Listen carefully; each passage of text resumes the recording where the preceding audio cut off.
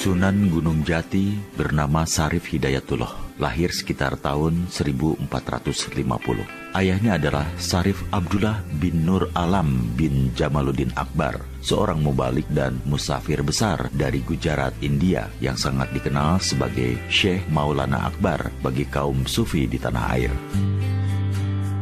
Syekh Maulana Akbar adalah putra Ahmad Jalal Shah, putra Abdullah Khan, putra Abdul Malik, putra Alwi, putra Syekh Muhammad Sahib Mirbat, ulama besar di Hadramaut yang silsilahnya sampai kepada Rasulullah melalui cucunya Imam Husain.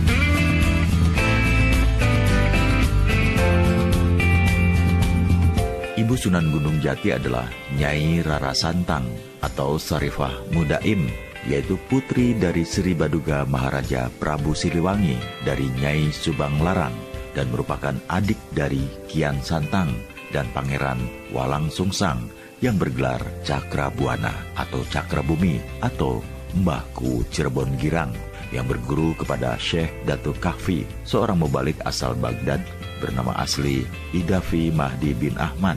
Ia dimakamkan bersebelahan dengan putranya, yaitu Sunan Gunung Jati di Kompleks Astana Gunung Sembung, Cirebon.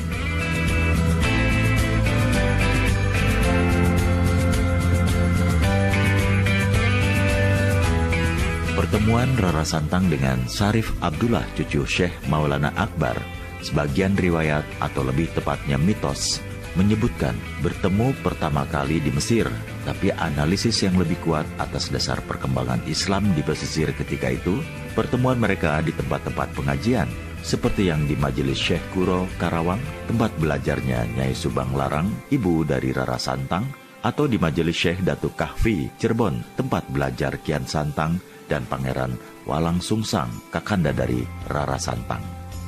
Syarif Abdullah, cucu Syekh Maulana Akbar, sangat mungkin terlibat aktif membantu pengajian di majelis-majelis itu, mengingat ayah dan kakeknya datang ke Nusantara sengaja untuk menyokong perkembangan agama Islam yang telah dirintis oleh para pendahulunya.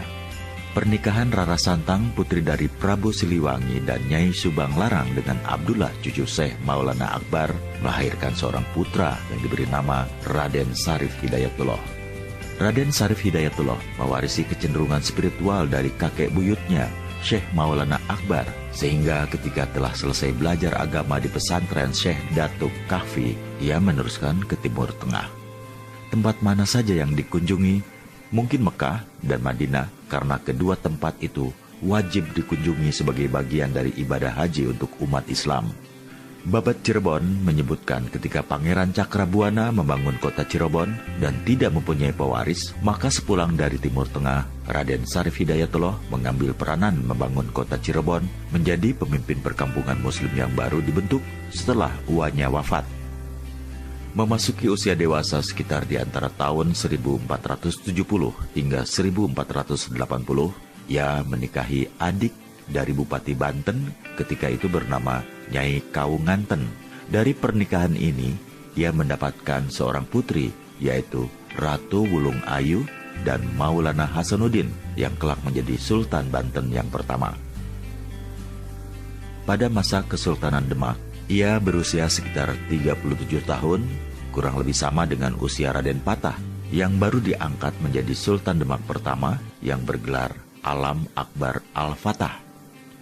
Bila Syarif Hidayatullah keturunan Syekh Maulana Akbar Gujarat dari pihak ayah, maka Raden Patah adalah keturunannya juga, tapi dari pihak ibu yang lahir di Campa.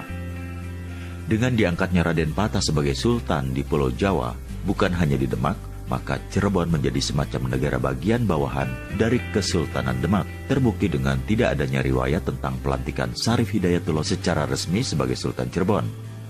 Hal ini sesuai dengan strategi yang telah digariskan Sunan Ampel, ulama yang paling dituakan di Dewan Mubalik, bahwa agama Islam akan disebarkan di Pulau Jawa dengan Kesultanan Demak sebagai pelopornya.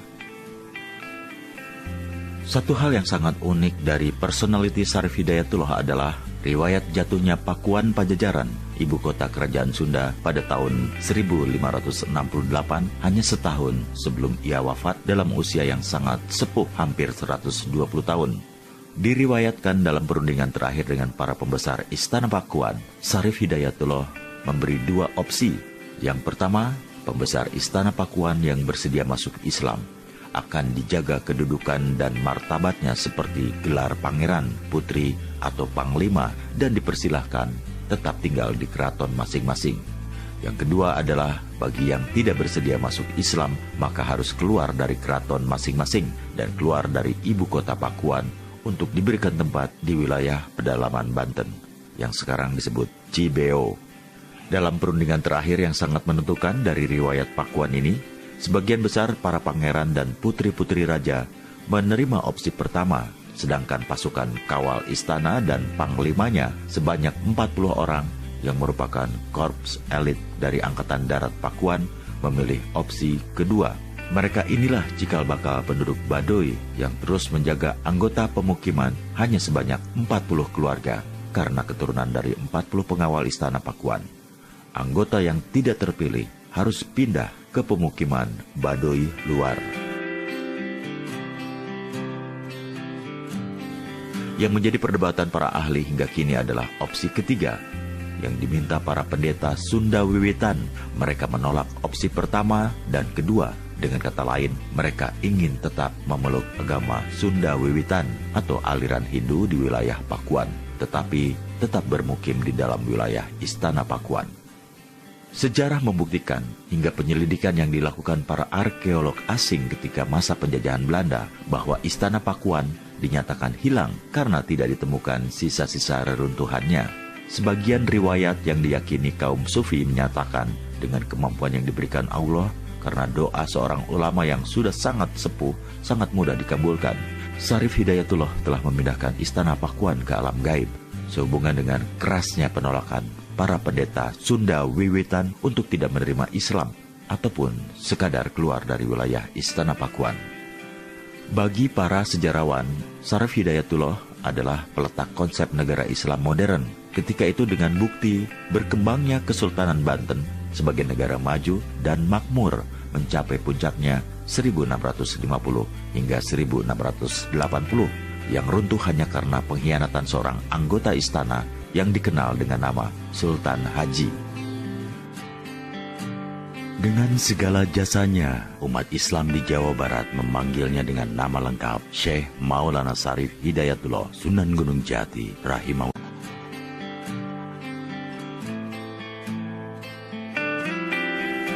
Sunan Gunung Jati